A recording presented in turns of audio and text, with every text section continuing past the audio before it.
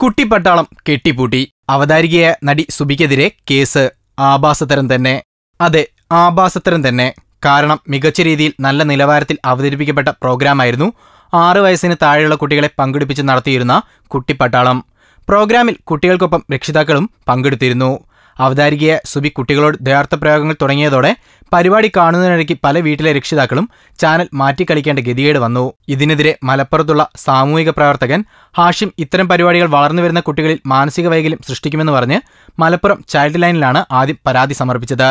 ശേഷം ഹാഷിം ബാലാവകാശ കമ്മീഷനെ സമീപിക്കുകയായിരുന്നു. എന്നാൽ ഹാഷിമിനെ ചാനൽ മേധാവികൾ മാനസിക തകരാറാണെന്ന് പറഞ്ഞ് പരിഹസിച്ചു.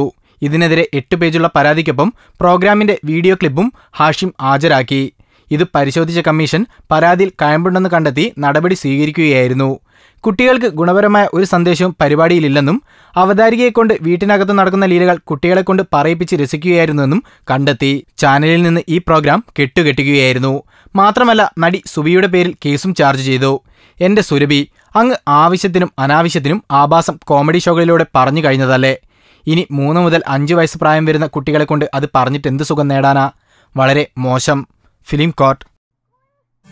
ഞങ്ങളുടെ അഭ്യർത്ഥന മാനിച്ച് സബ്സ്ക്രൈബ് ചെയ്തവർ 1,00,000 കവിഞ്ഞിരിക്കുന്നു.